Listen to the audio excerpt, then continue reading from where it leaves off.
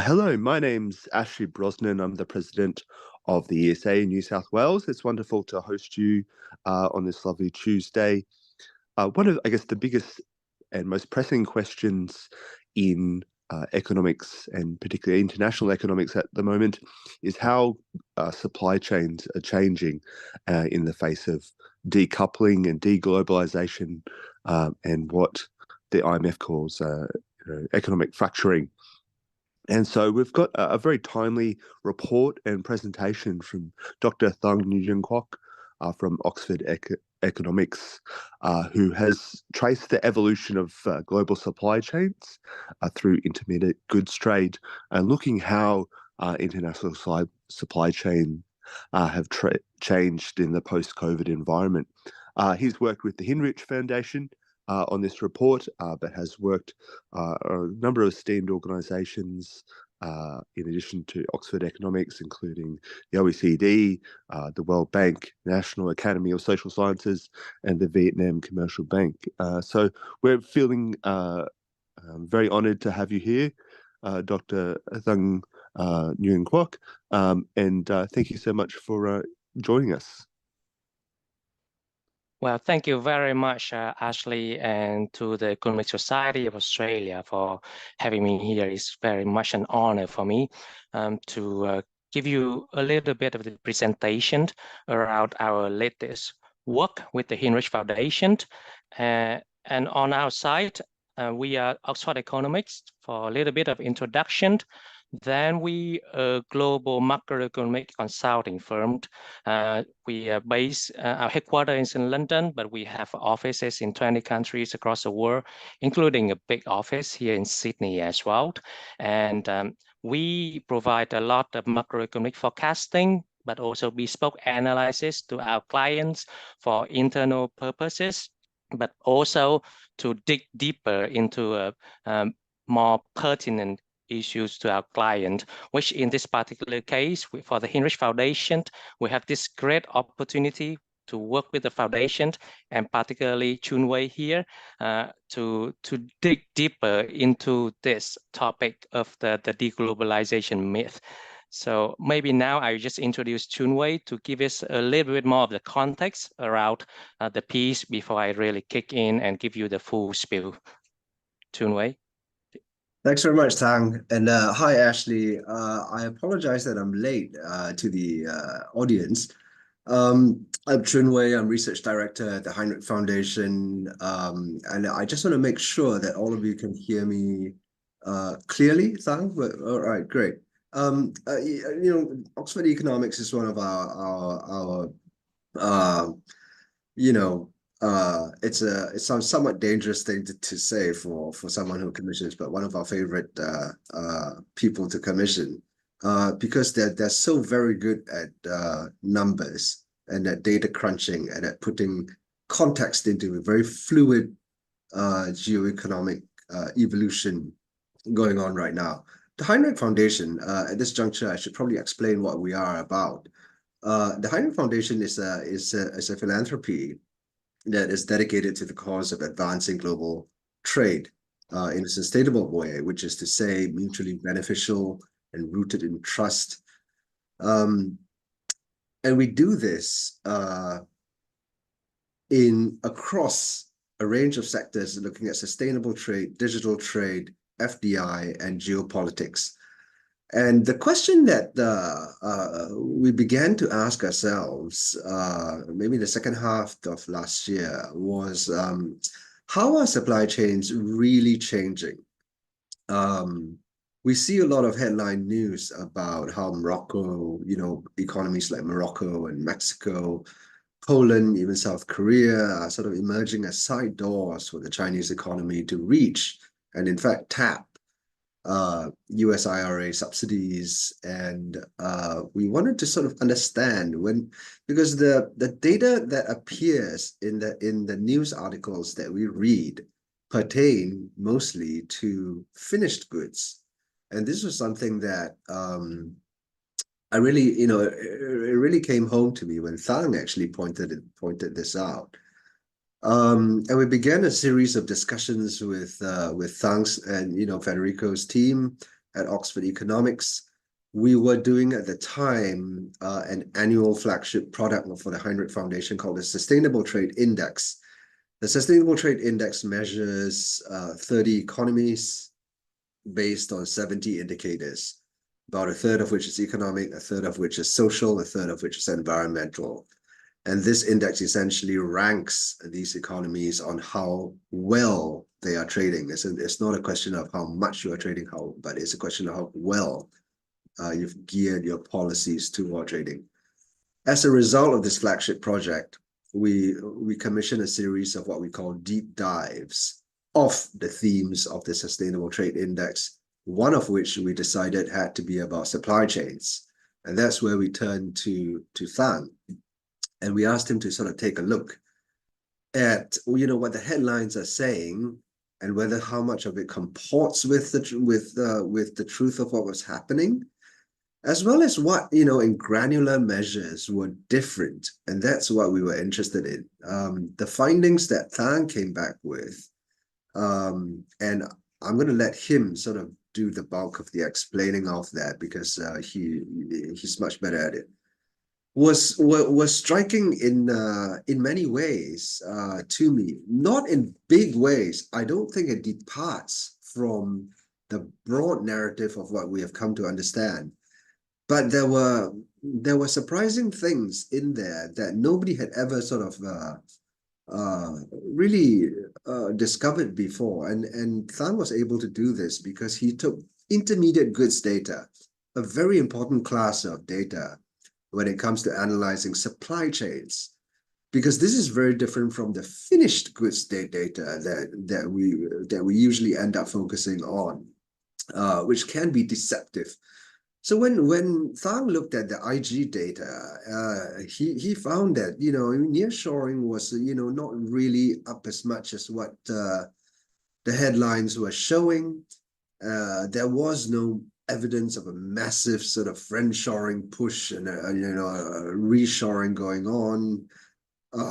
There is some diversification going on, but the decoupling really is a China-US phenomenon. We know that. To a lesser extent, a China-Japan phenomenon. We also know that. But there were some surprising findings that Thang came back with, that the Oxford Economics team came back with. One of which was that China's share of IG exports to certain economies were actually going up. And these are to places like Germany and to UK and to Brazil. And surprisingly, even places like Australia, where you might think that, there's sort of bilateral tensions, trade tensions, political tensions of the past 5 years might have sort of pointed things in another direction. Another sort of big surprise to us was that Taiwan's share of IG exports to China had actually gone up. And Thang's team found that out. And again, that was surprising to us. Papua New Guinea was up, but that's only because of nickel. Okay, not so surprising, but still good to know. Taiwan's, that relationship, it tells us something. It tells us that there's a national economic bond between the renegade province and the mainland. And I think that, the geopolitical tensions are real, but you have to understand how supply chains are changing if you want to sort of contextualize the fuller picture.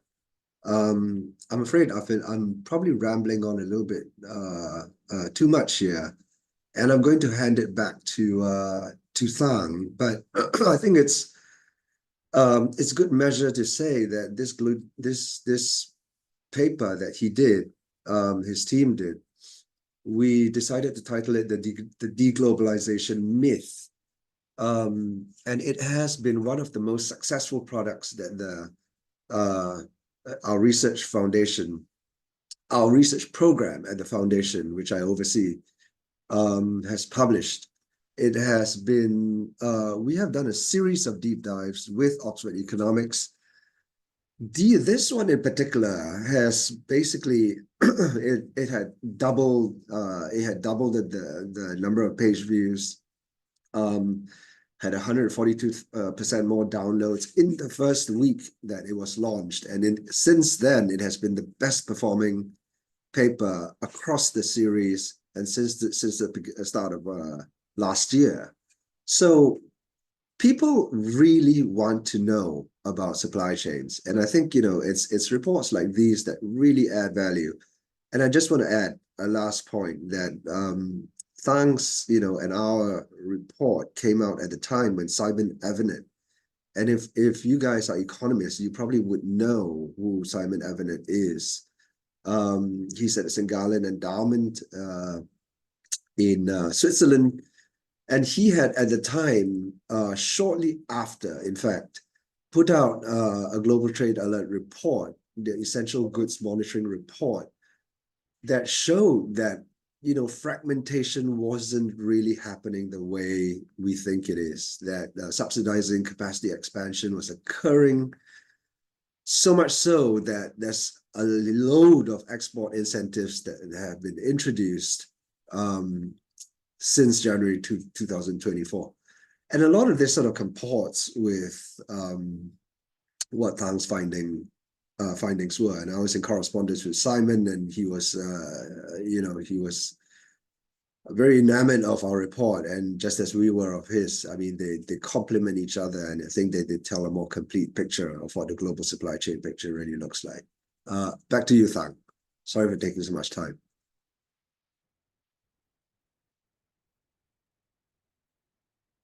Don't worry. Thank you very much for the kind words, Chuin Wei. It was a pleasure to work on this project.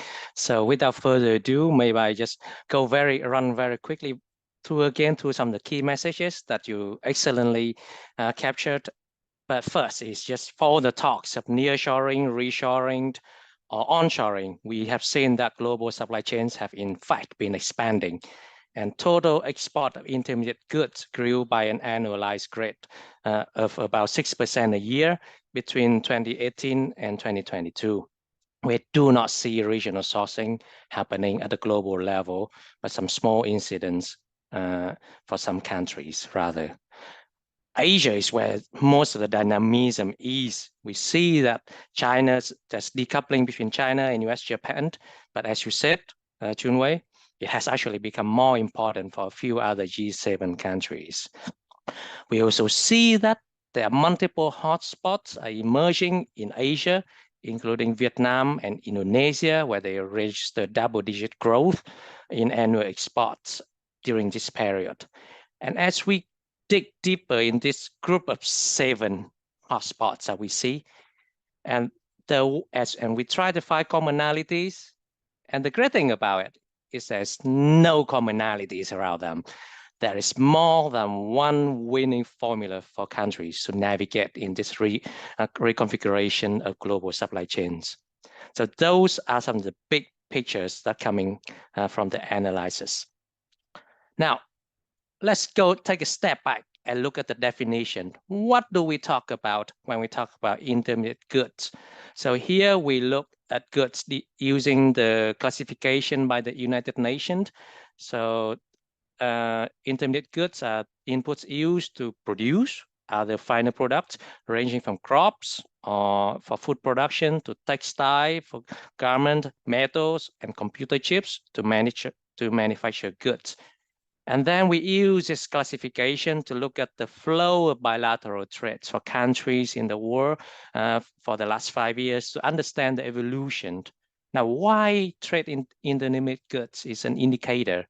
It's a good indicator because first, it is very much focused on supply chain, and then it's also less prone to trade diversion, reshifting of trade flows, importing something and immediately re-exporting somewhere else than consumer goods. The data is collected by customs and is quite high quality, covering all sectors at the global level, and you can look at it from a bilateral point of view as well. So that's a major improvement compared to many sectoral studies of supply chains. And compared to data set like trade in value added by the OECD, then we are able to unearth much more recent data set data. So for comparison at the point of writing, then TIVA only get us data until 2019, 2020. And so we miss out the whole COVID period as well. And I would also note that as we look at intermediate goods exports, we excluded fuels because it's high value, but also highly volatile and not much of an indicator of the actual activities of manufacturing. So those are the definitions. And here, as we look into global trade, we see that starting from 2018, total trade in intermediate goods has actually dipped in 2019 and 2020. 2019 during the China-Trump trade war, and then 2020 for COVID. But since then, it has really picked up to and by 2022, it has increased its level about 25% higher than what it was in 2018. So if you were thinking that deglobalization is not happening, it's rechanging, this seems to contradict otherwise. Another narrative around nearshoring, right? We often hear companies are buying products, inputs, and bringing production closer to home. Now, if that is the case, then we would see that countries will start to import more of their intermediate goods inputs from other countries in the region. And here we just take a very simple look at what is the share of each region total intermediate goods import that come from within the region, so intra-regional trade. How has that evolved? And what we see is that actually across all the major regions in the world, the share has dropped. Regions like Europe are now more likely to source inputs from outside the region than they were before 5 years ago. So it's not very indicative of the intra-regional, of the nearshoring narrative we see, is it? Similarly, the only exception we see is Asia Pacific, where this intra-regional share actually has picked up a little bit, but the change is fairly minor, so it's really hard to be very confident about this change and something to watch. So then we do see, as we look into countries by countries, then there's a few exceptions. And outside Asia, then Mexico is one of those cases.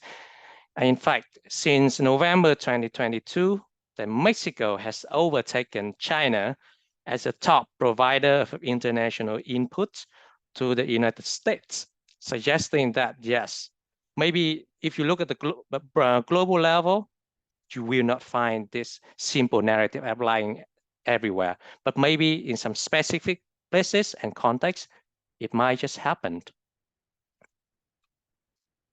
Now, what about decoupling, right? So here we look at the importance of China for IG imports of major countries. And what we see is that trade decoupling is largely a US-China phenomenon. Then the China's share of intermediate goods imports in the US has dropped from 19% in 2018 down to 14% in 2022. And much of the drop happened during the tariff escalation of the Trump administration. And another country where we see decoupling is Japan, where the share of China in IG import has dropped from 27% to 24%. So this is very much in tune with Japan's narrative of de-risking their supply chain. But outside of that, we see that China has actually gained importance as a source of inputs for several other G7 countries. Here, particularly, you look at UK and Germany, where the share of imports increased about 4 to 5 percentage points over the last 5 years. So that really brought out the question of, is friendshoring happening? If then who is friends and how do you do it? That it is very interesting in this sense that there is not a simple narrative around decoupling that can emerge.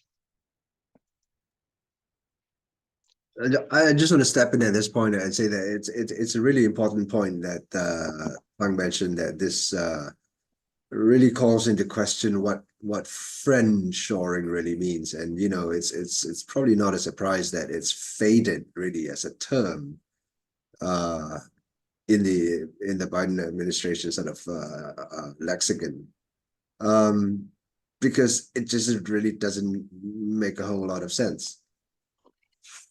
Yes, absolutely. And also, if you look into the practicality of how many studies have been doing around friendshoring, they usually take like one vote at the UNGA around Ukraine-Russia issues.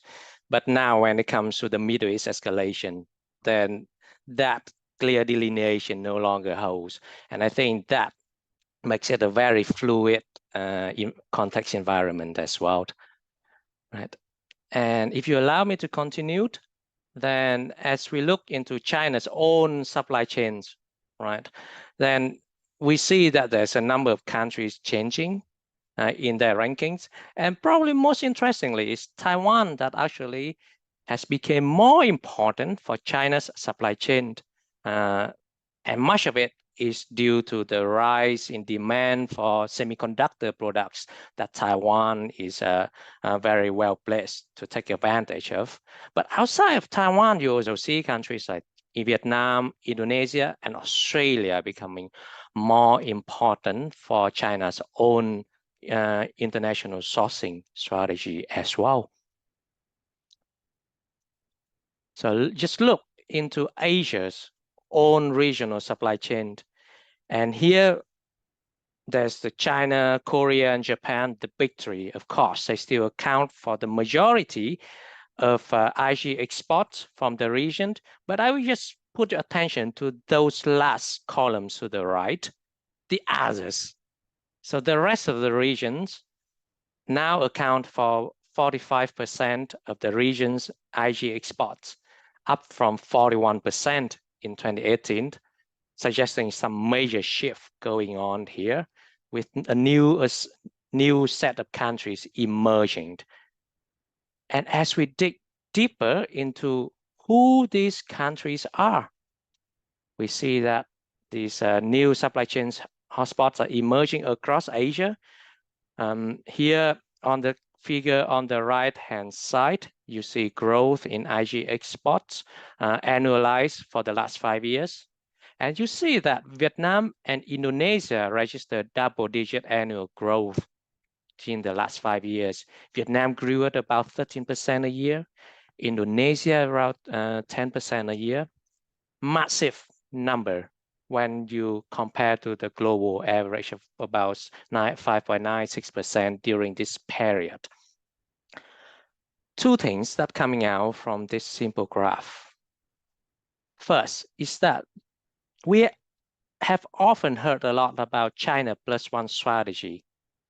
Now, this China plus one strategy, has been ongoing for a while. We started hearing it around the year 2010, when wages, especially rural wages in manufacturing in China, has been increasing. That create a higher cost for manufacturers in China. And so they start exploring other countries in the region that is close to China, have good market access to China, but also cheap labor and also favor regulatory frameworks. Well, it didn't really pick up, didn't it, in China plus one. It only took until 2019, when there was a tariff war going on to make a significant change. And then a double punch from COVID-19, which led many countries and firms and businesses to reconsider their own international supply chain. When we see there's a shift from just in time to just in case supply chain management, it's only with those double punch that we see there's a significant change in the international sourcing perspective. So this China plus one needed something else to take off. Secondly, there's more than one country that's emerging, right? So that begs the question, is that just China plus one and that we have to find the next China, or is it gonna be a multiple countries emerging, each one taking a small part of the supply chain that's now being reallocated from China, and there could be multiple winners emerging out of this. So with this in mind, we took a deeper look at these 7 hotspot countries. And these are countries with higher than average growth in IG exports in the last 5 years. So they are Vietnam, Indonesia, Taiwan, Australia, India, Malaysia, and Papua New Guinea. And to see what is it that takes in these countries that make them such hotspots. And the first thing, as we look into their economic offering, and in this chart, it's fairly complicated, so I will not walk you through the details. But as you look into these countries, you got blue countries like Papua New Guinea, which is natural resource rich, with nickel really being the #1 export now to fuel the automobile, the EV evolution. On the other end, you got the green countries with Taiwan, which has technological leaders, which are very becoming important in Industry 4.0 and in this AI revolution. Then you got the red countries like Vietnam, which really offer very attractive investment opportunities for firms, including relatively cheap labor, but also attractive investment framework. Also similarly for India. But then you got countries that are a bit of a mix. You got Malaysia, who got both attractive investment environment, but also a bustling scenes of electronic assembly hubs in Penang, for example. Then you got Indonesia, which has attractive investment framework, but also a lot of natural resources. And Australia, which combined this high tech and natural resources to give a very varied offering of economic incentives for firms to change their supply chains here. So that's the economics.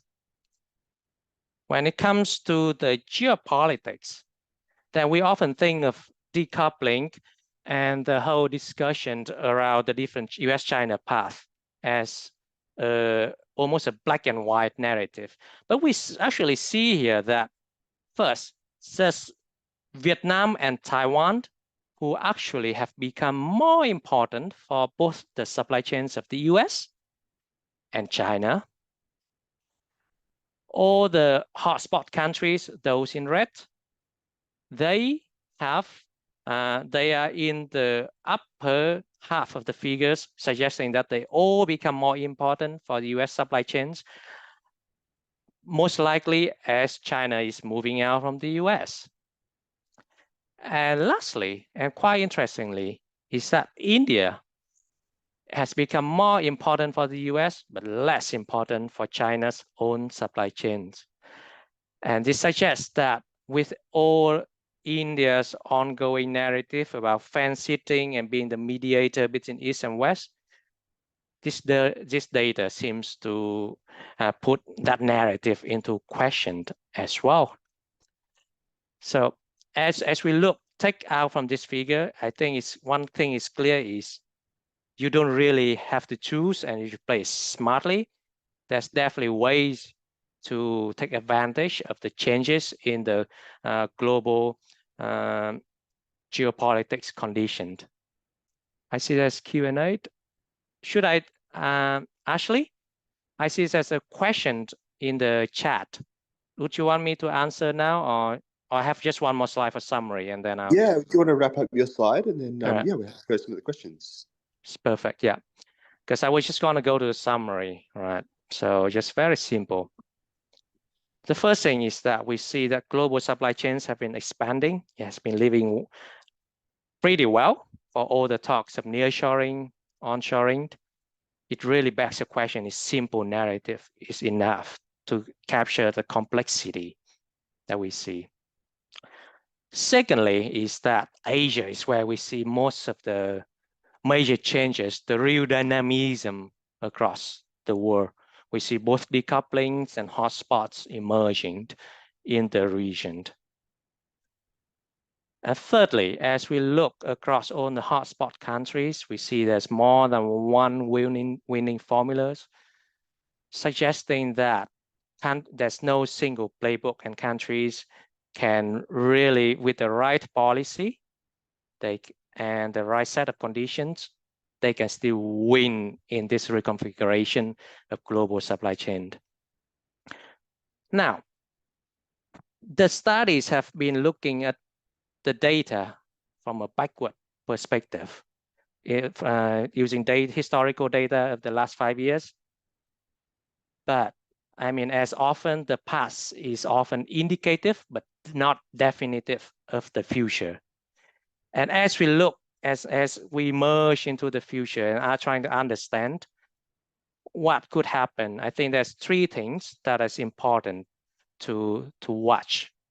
The first thing is geopolitics, and I will not take time to explain this further. I think it's fairly clear. But the second thing is the rise of industrial policy and environmental policies, and how they play out in international trade and supply chains. Industrial policy used to be the curse word, the stigmatized words in the 1990s with the Washington Consensus, but it has been slowly since 2010s with the rise of the different renewable green policies in the US. It's now starting to become normalized and become much more prominent in the policy discourse. And also, you also have environmental policies with very big global implications. Particularly this year, we're seeing the European Union CBAM, Carbon Border Adjustment Mechanism, coming into effect. We expect not much going at the beginning phase when it's mostly about collecting data, but it will pick up, and the direction of travel is there's going to be more policies and more sectoral coverage around these environmental policies. That will really have a strong impact on countries, and especially developing countries, where the abilities to comply with these stringent requirements is a bit weaker, where supply chain transparency is not as clear. So those could have a major impact. And the last thing to watch is actually often forgotten in the debate, but for economists, it's all important, is agglomeration economies. And if you think again about why is it that China plus one doesn't work, and it requires like geopolitics to kick in and requires COVID-19 to kick in for changes for supply chain to actually happen, is because places are sticky. And there's a number of agglomeration economies related to matching of infrastructure, to finding talent, skills, know-hows, and also innovation coming in place. So with all these agglomeration economies, it creates a threshold effect. And right now we're sort of in the Big Bang period where everybody's scrambling to figure out how to reconfigure their own supply chains. But the moment when a region, and here a place, and here I use the word place because it could be a city, could be a cluster, but could be a region, a country, or group countries. The moment when a place got this critical mass of infrastructure, talent, business environment, know-how, then with that agglomeration economies, that's going to create increasing return to scale, and that place will be sticky, and that place will be running far ahead with the new changes in the supply chain in the region. And that is something sometimes even more important than just geopolitics and policy as well. And with that, I will just finish my presentation here. Thank you very much for your attention. And I see we have a couple of lively questions in the Q&A. Yeah, thank you, Thang and Chuin Wei. Yeah, I think your presentation hits so many of the important public policy questions at present. We do some great questions. I guess the first one I'll maybe just summarize is, how much is COVID a force in some of these shifts, either as I guess, an accelerant, or in sort of, leading maybe some of the decoupling away from China? Yes, I think COVID is definitely a major factor leading to many firms to re-question their whole ideas about supply chain management, right?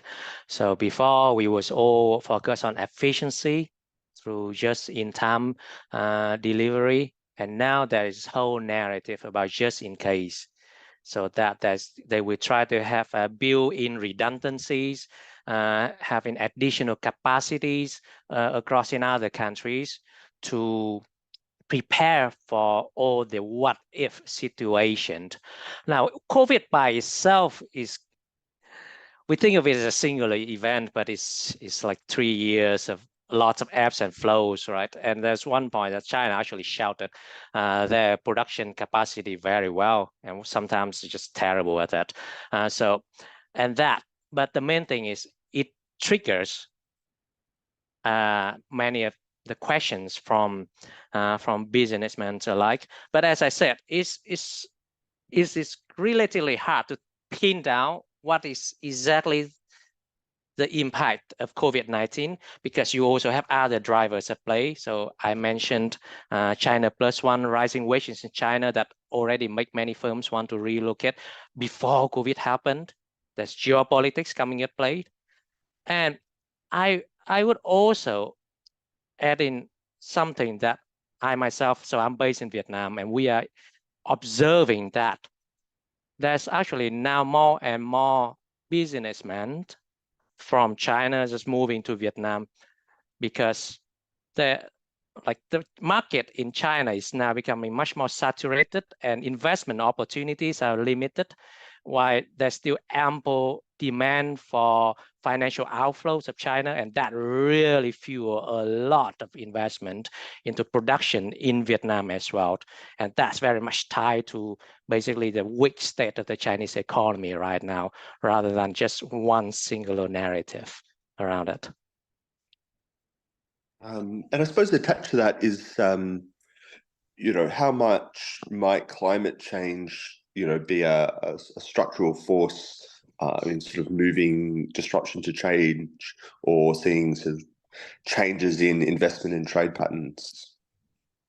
Absolutely. So the question of climate change is something very interesting, very long-term, but very important, right?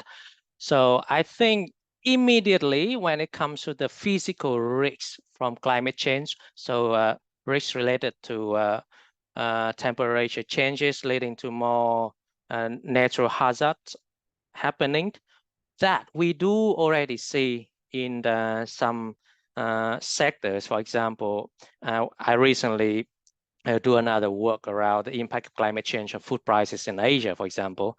And we see that rising temperature led to higher producer prices of food. And that's quite a significant chunk, about 5%. So for some sectors, that is big.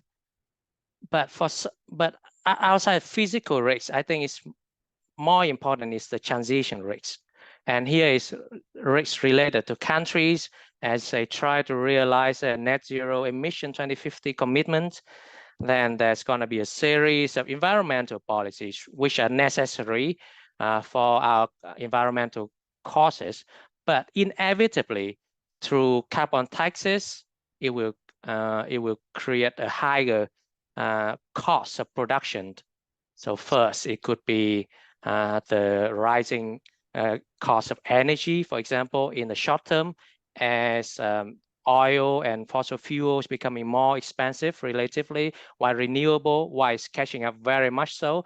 But in many other countries, like say in my part of the world in Southeast Asia, not so much, where coal and oil still account for a large bunch, then it will have a big impact on the production costs for many countries. On top of that, sorry, Chuin Wei. No, Thang, sorry. Sorry, go on. I just wanted to add something, but I can add it after. Yeah. So I think so that have higher production costs that have immediate impact on consumers and producers alike, which affect the growth trajectory of each country, also their demand. So that is another channel that affect how global trade might affect. And lastly, you have all these environmental policies. So looking at CBAM, but in particularly that's coming into play this year. So CBAM is basically a way to make sure that countries who do not apply the same level of carbon taxes on their production, now starting with 6 sectors, they would be, as they got imported into the European Union, they got taxed on a level playing field there. The most immediate consequences is compliance is huge, right? Just trying to document what is the carbon footprints and carbon taxes in each segment of the supply chain is a very comprehensive task, and that is not easily complied with, and especially as you look into developing countries where taxes, carbon taxes is lower, if not non-existing. And ability of firms, especially where majority of firms are informal or smaller micro SMEs, then the ability to comply is much weaker. And that basically create a threshold effect where only some of the larger firms who can really pay the fixed costs of investing in this whole compliance system will be able to participate in trade, while a large share of others might got excluded from the discussion from global trade. So those are some additional effects. So if I were to recap around this, then you got the physical risk, which is absolutely damaging and concerning, but you got also the transition risk, which is even more damning in the short and medium term before they can really pick up in the later half of 2040s and 50s. Right. Yeah, I just wanted to add to that. I mean, it's absolutely right. Thang's absolutely right that instruments, the EU in particular has a whole raft of instruments that are driving this change and carrying costs, for trade as a result of climate change. You're right, Panama is a manifestation of that.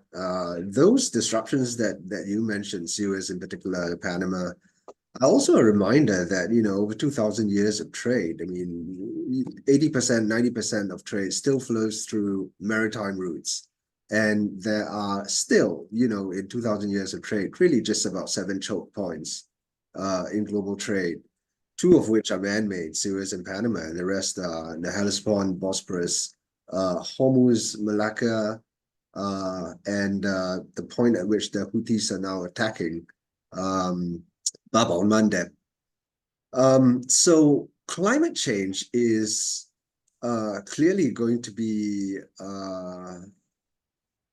adding to the risk. Key among which, though, is the way that China we think is approaching it, because China approaches climate change much like a VC does, venture capitalists, and I say this just as a personal opinion, is not something that I've discussed in detail with OE, but wherein they pick segments of the industry that they think are winning, they pour a lot of subsidies into it, dominate that, end up dominating the market, and therefore drive a lot of the what's going on in terms of the climate change infrastructure.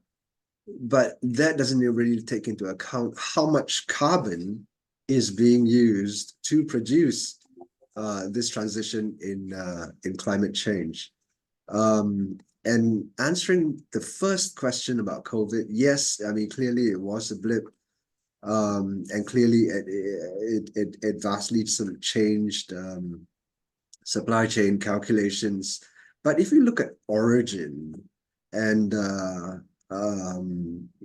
take the iPhone. In 2019, there was a very clever guy called Xing Yuqing, who is a Chinese engineer who works for a Japanese firm, and he took apart the iPhone X and found that, and he did a calculation of the origin of the components that go into the iPhone X, and found that it was about 25%.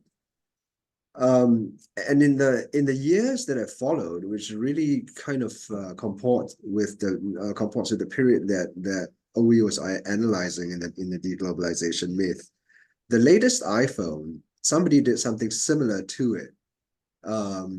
Guy in the US took it apart and did a similar analysis, and there was a chunk of it that they didn't know where it was coming from, but the portion that they could identify as Chinese remains about 25%. So that gives you a sense of how sticky supply chains are. And even with the China +1, China +2, China +3, and despite COVID,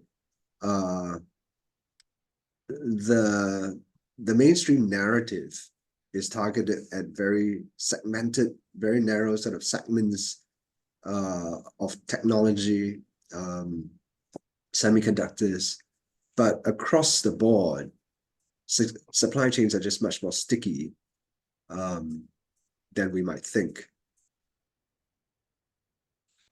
Back to you, Ashley. Thanks for that very thoughtful discussion. There was one question from Percy who's asked, do you know what happened in 2023? I'm not quite sure that refers to just that, Joe. I think maybe it might have been one of your points, Thang. Yes, well, in this particular study, we didn't look into 2022 and until 2023 because the data wasn't there by the time we was developing the study.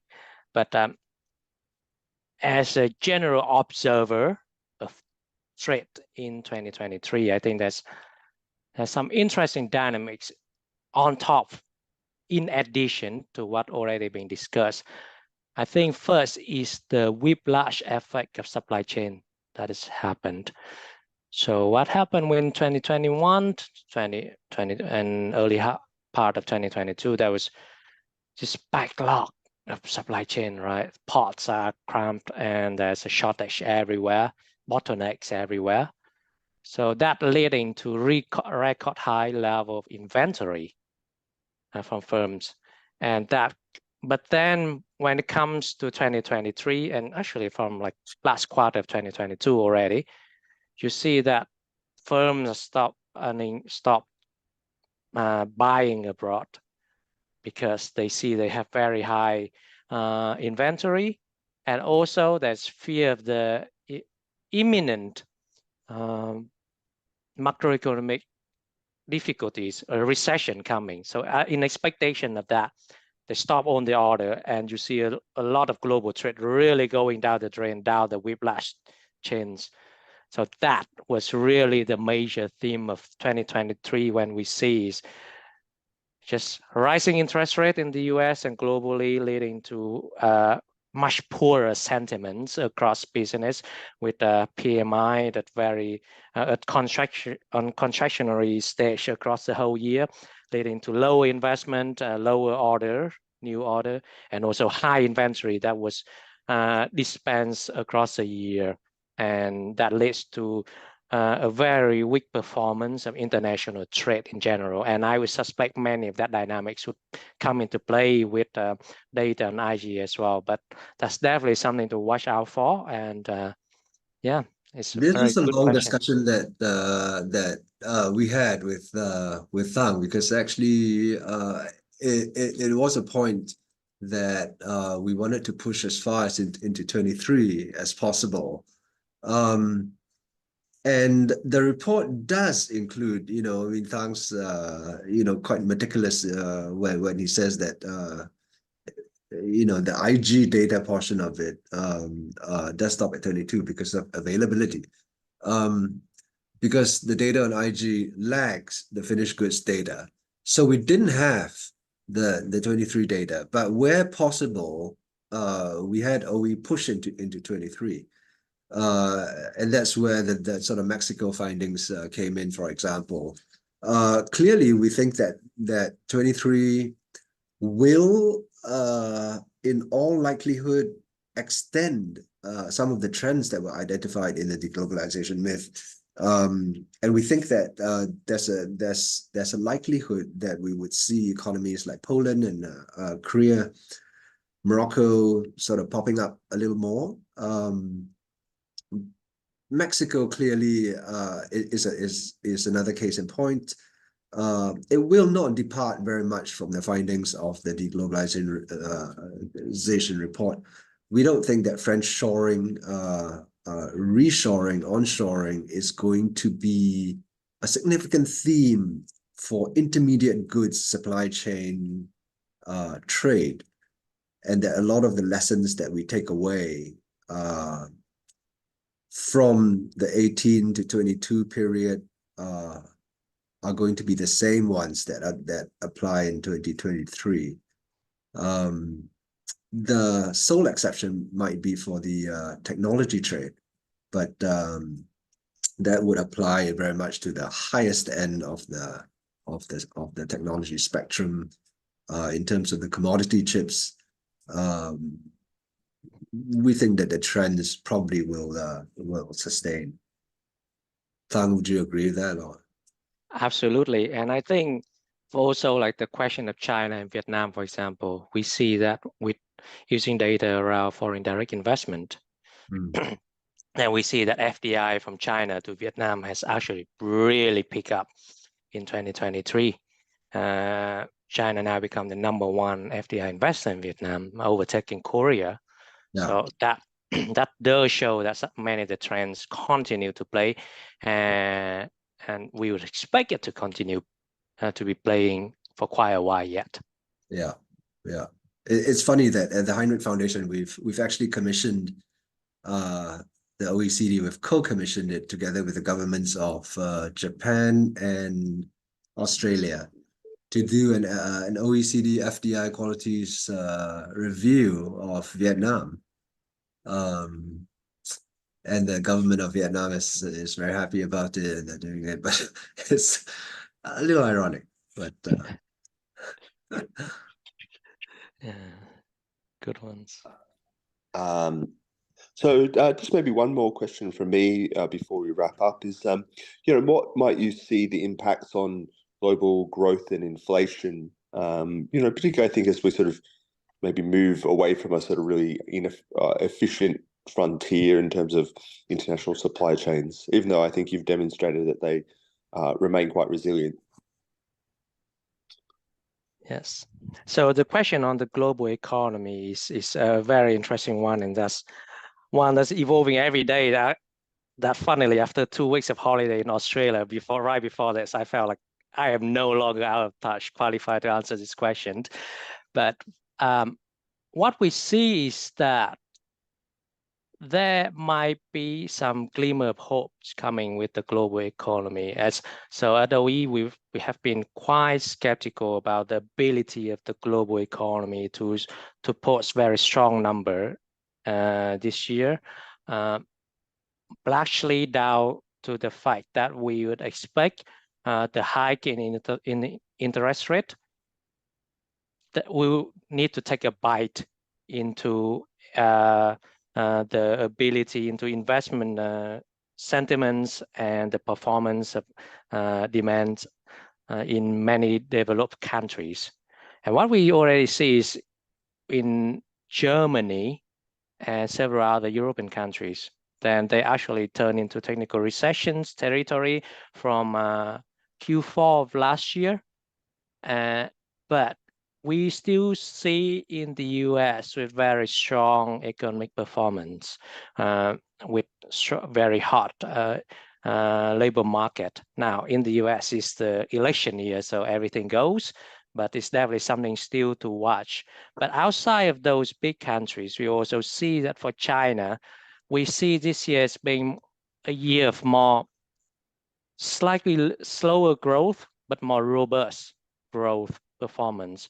So the property troubles still persist, but there are some signs that the government are showing more willingness, and they have recognized that the various approaches before have not really worked, have not really saved the sector.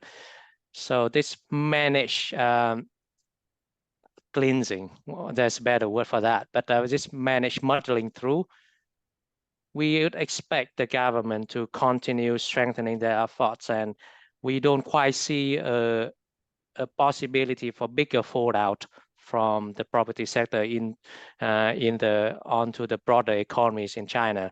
We start seeing some signs of stronger domestic demand, especially with strong consumption data around the Chinese New Year. And we also see the three new sector with automobile, EV, renewable energies, and batteries in China is really picking up in recent months and becoming a major driver of growth.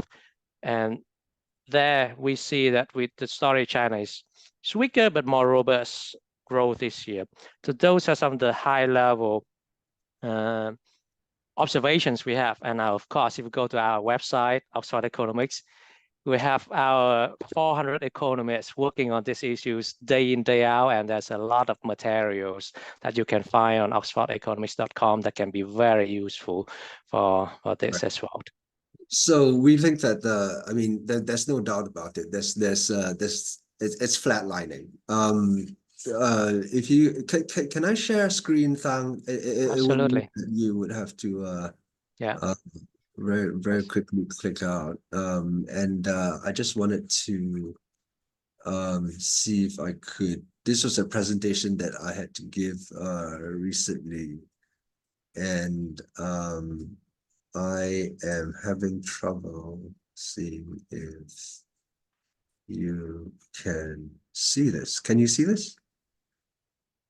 Yes. Not the first time globalization under threat. Is that's what you see, right? Mm-hmm. This is actually culled from an IMF report. So you can see that trade to GDP is clearly sort of it's up, it's down, it's up, it's down. It's in a fairly indeterminate stage. Maybe what's perhaps more worrying is that trade between what the IMF sort of describes as blocks is rising. And again, I mean, Thang sort of alluded to this earlier. How you define blocks is a very difficult question. The IMF sort of went along with the sort of Ukraine war kind of division, according to how countries voted. Obviously, that's a fluid concept. Even prior to 2000. To the Ukraine war itself, it was a fluid notion, but that is a trend that you see rising alongside this flatlining of global growth in trade. So that's kind of what we expect to see. We are also seeing 3 times more trade restrictions last year as compared to 2019. We continue to see more trade restrictions. So we're heading into a much more protectionist age of slower global trade growth, we think.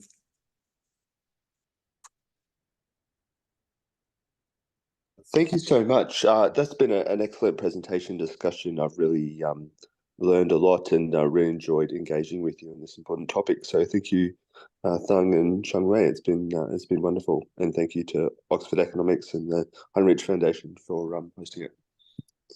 Thank you, Ashley, and thank you to the Economic Society of Australia as well for having us. It's a great privilege. Yeah, thank you, and have a wonderful day. Thank you.